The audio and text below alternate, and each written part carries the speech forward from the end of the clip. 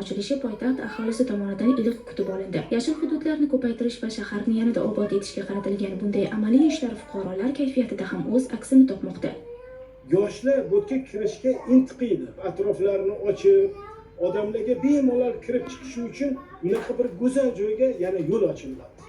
Hurmatli prezidentimiz bilasizmi, xalq uchun, inson uchun qanaqa imkoniyati bo'lsa, hamma yaxshilikni qilyapti. Hamma yaxshilikka yo'l ochib beryaptilar. Hammasini qilyapti.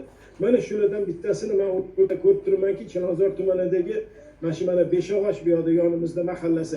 Beshog'och mahallani chiqadigan ham yo'q. Mana shu joy hisob qangi bir chiroyli oromgoh bo'lib ochilayotganini ko'rib men o'zim xursand bo'lib turibman. Istardimki yurtimizda, butun O'zbekistonimizda, ayniqsa mana Toshkentimizda bu turistlar keladigan, chet elliklar keladigan, yoshlarimiz chiqib dam oladigan, mana shu yerda bir o'zini velosipedini uchib, nuroniylarimiz chiqib anta bir orom olib, o'rindiqlarda o'tirib, suhbatlashib, mana shu bir dam olib ketsa, albatta bu savob ish. Savob ustiga yana bir savob ish bo'ladi. Juda ham xursandmiz buni bo'layotganidan.